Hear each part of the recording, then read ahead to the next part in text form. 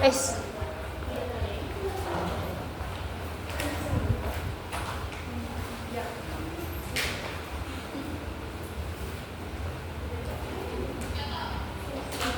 Assalamualaikum warahmatullahi wabarakatuh.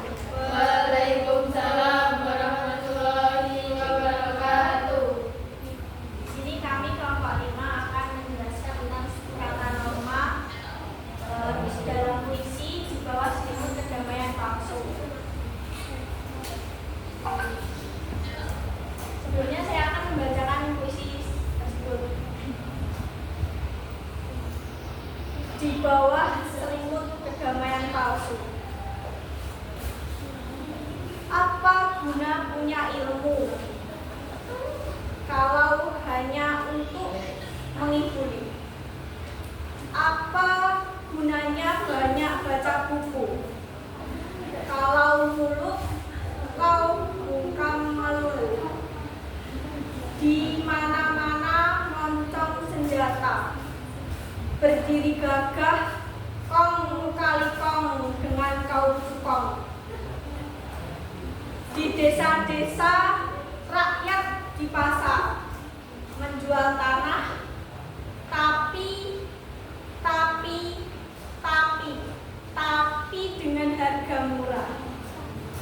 Apa guna banyak baca buku kalau mulut kau bungkam melulu? Lalu saya akan menjelaskan tentang yang pertama, lapis suara. Terdapat asonansi vokal A pada lari pertama dan lari ketiga, yaitu apa guna punya ilmu dan apa gunanya banyak baca buku. Lalu ada asonansi vokal U pada lari keempat, yaitu kalau mulut kau bungkam melulu. Lalu yang ketiga ada aliterasi huruf D di lari 9, yaitu di desa-desa.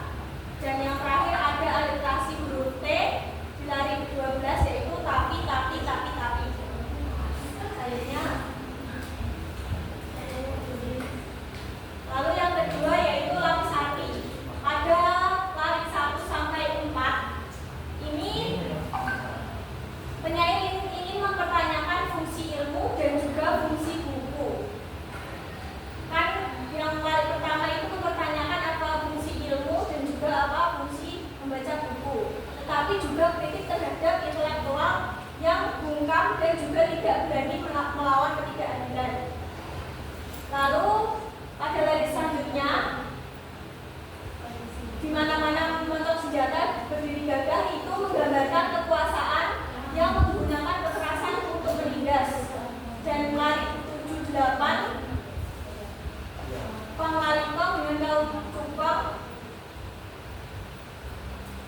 itu menjelaskan ketidakjujuran penguasa yang bekerjasama dengan para cukong atau pemilik modal.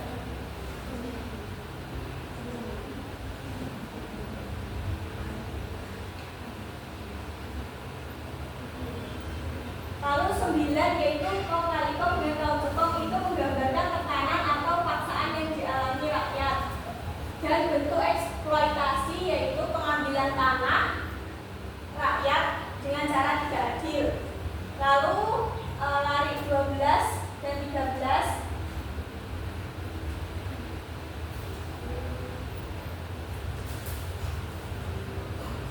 itu tapi itu mempertegas ironi terhadap situasi yang terus berulang dan mengungkap eksploitasi ekonomi, yaitu menjual tanah dengan harga murah yang tidak sepadan, dan juga itu merupakan bentuk ketidakadilan.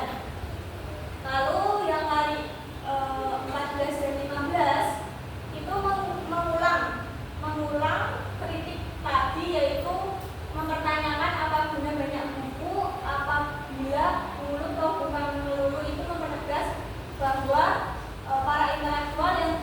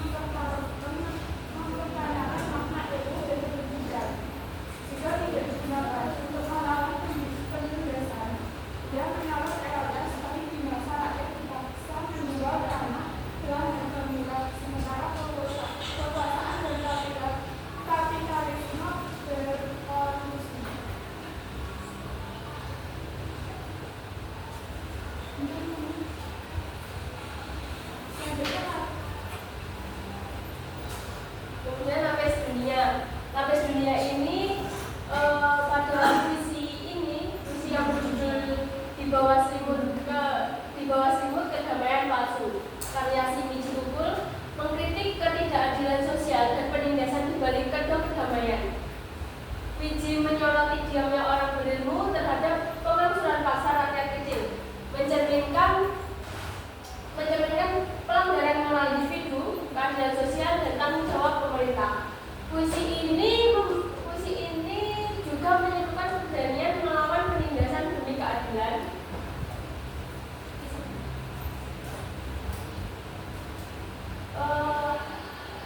Nah, puisi ini secara keseluruhan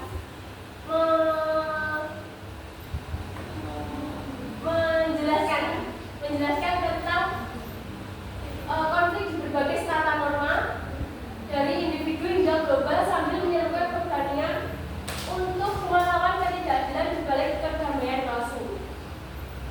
Nah, ada contohnya yaitu hubungan timpang antara contoh dari lapis dunia, yaitu yang pertama hubungan timpang antara penguasa atau militer dan cukong dengan rakyat kecil yang dipaksa menjual tanah. Contoh dalam puisinya ada di desa, ada di bait, ada di garis ke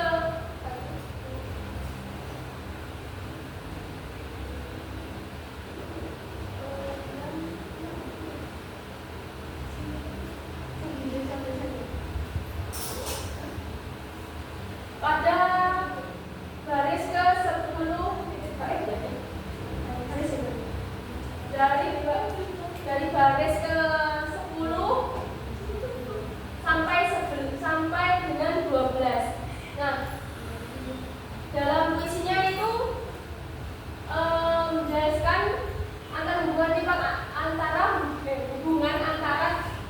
hubungan timpang antara penguasa militer dan cukong dengan rakyat kecil yang dipaksa menjual tanah, yaitu di desa-desa rakyat dipaksa menjual tanah, tapi dengan harga murah. Nah, kemudian lapis dunia, kemudian contoh yang kedua yaitu dunia mencerminkan kehilangan nilai keadilan dan keberanian untuk melawan penindasan. Contohnya dalam bait baris ke-15, yaitu apa gunanya punya ilmu kalau mulut kau bunyi. Apa gunanya punya ilmu? Apa guna banyak baca buku kalau mulut kau bungkam melulu? Nah, selanjutnya lapis metafisis. Pada strata norma ini, pada puisi Wiji Tukul, lapis metafisis ini berupa emosi, suasana, dan nilai-nilai filosofis yang terkandung dalam puisi. Yaitu yang pertama, perlawanan terhadap ketidakadilan. Nah, puisi ini mengangkat semangat perlawanan terhadap ketidakadilan, menyerukan keberanian untuk bersuara meski menghadapi risiko besar. Yang kedua, kegelisahan dan keputusasaan. Ada rasa frustasi terhadap keadaan, terutama ketika intelektual yang seharusnya menjadi suara perubahan malah memilih untuk diam karena adanya ketertindasan tadi. Yang ketiga, harapan perubahan. Meski terkesan sinis pada puisi ini secara singkat implisit menyerukan perlunya kesadaran kolektif dan keberanian untuk melawan penindasan.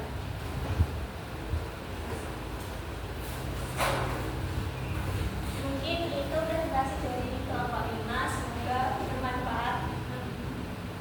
Akhirnya belum lupa mengira dari Assalamualaikum warahmatullahi wabarakatuh. Waalaikumsalam warahmatullahi wabarakatuh.